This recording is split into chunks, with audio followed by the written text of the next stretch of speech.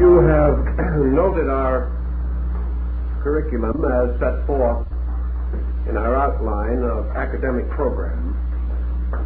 You will note that one of the subjects which we have considered important is the philosophy of history. And so this evening we will present the first of a series of discussions bearing upon this subject. And as it seems that history is a rather sterile subject, as generally considered, we would like to do something, if possible, to point out its importance from the standpoint of its effect upon our daily living and daily thinking. First of all, what is history? The word is broadly used in two meanings. History is basically events, actual occurrences, factual happenings. The second meaning of the word is the record of such events. Now, there's a great difference between these two meanings, although this may not at first seem especially relevant. The fact of happenings we cannot deny, but the records of these happenings are not always as authentic or complete as we might desire. What are the principal handicaps that face the modern student of history? Let us go back to perhaps the most challenging part of the historical perspective, and that is origins. All origins relating to our cultures and our societies are obscured by a mystery which we call the dark curtain of history. We can go back a certain distance, and beyond that point we fall into uncertainties. Perhaps the greatest basic reason for these uncertainties is the inadequacy of ancient recording. Up to a period which we will describe later, man had no systematic way of preserving the records of his experiences. And this immediately gives us another interesting sidelight. Ancient history did not depend primarily upon the importance of events, but upon the nature of the materials upon which the records were kept.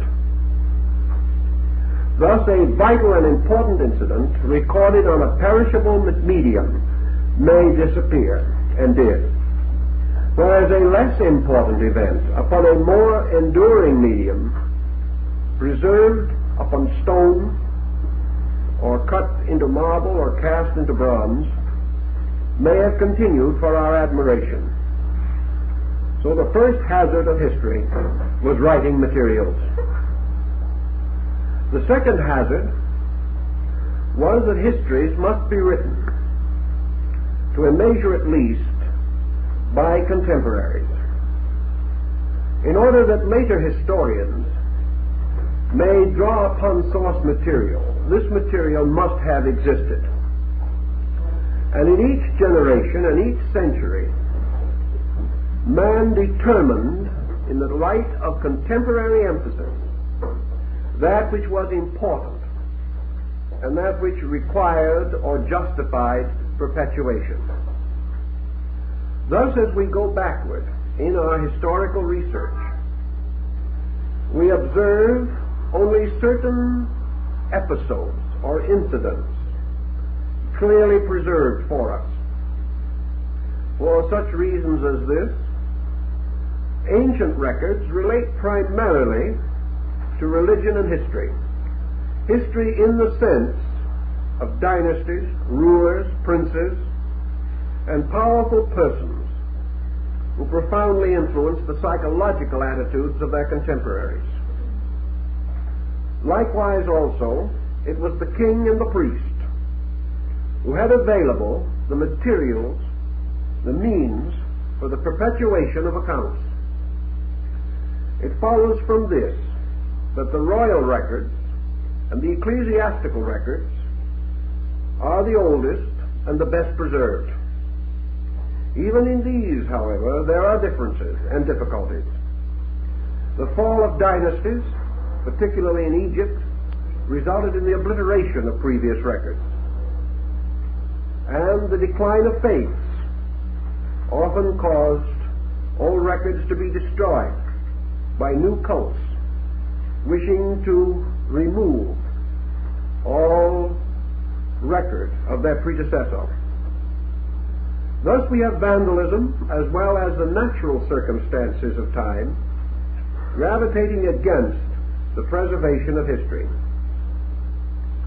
We also realize that when histories are written by a limited group of persons, particularly privileged or prejudiced persons, we cannot depend entirely upon their validity.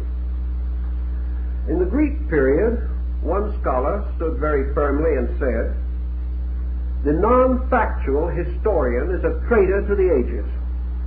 And this is true, essentially. Because if we receive biased accounts of previous occurrences, the important philosophical contribution of history is damaged. History today is approached more or less psychologically. We are not so much interested in the events which at one time dominated public attention. We are interested in the relationships between events. We are interested in penetrating the sequences of causes and effects. We want to understand why it came about that certain insignificant minority groups rose to power and world position. We also want to know the machinery which toppled great empires into oblivion. We want to understand the operation of cause and effect as this is recorded in historical annals. Thus we come to what has been termed the morality of history. The evidence that history is a broad justification of the great ethical and moral institutions which men have cherished from time immemorial. We like to believe that from the contemplation of history we may gain useful instruction for the conduct of our own affairs. This brings us to the next, perhaps most valid consideration. Where does history begin in relation to the focal point of ourselves? Man is surrounded constantly with occurrences, those immediately occurring, those things which happen from day to day, we record or like to think of as news. News is what is happening. History is what has happened. The moment an incident ceases to become or ceases to be news, it becomes history. History must therefore not be limited to national, racial, cultural motions. History can be applied to any subject in which a dynamic of sequences can be recognized. As one historian has said, everything that lives is historical.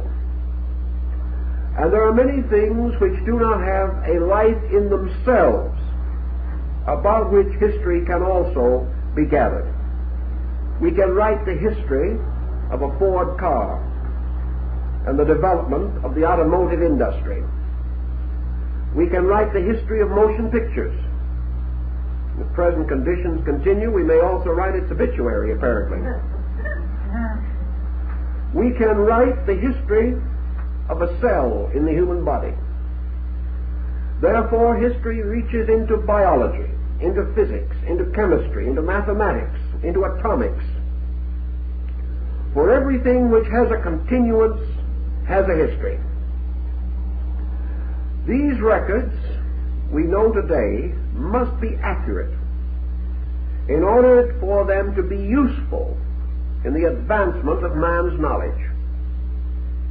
During the 16th and 17th centuries, histories of strange things are included. Lord Bacon, for example, wrote a work entitled The Natural History of Winds, in which he collected various material bearing upon air currents, storms, and other astrophysical phenomena.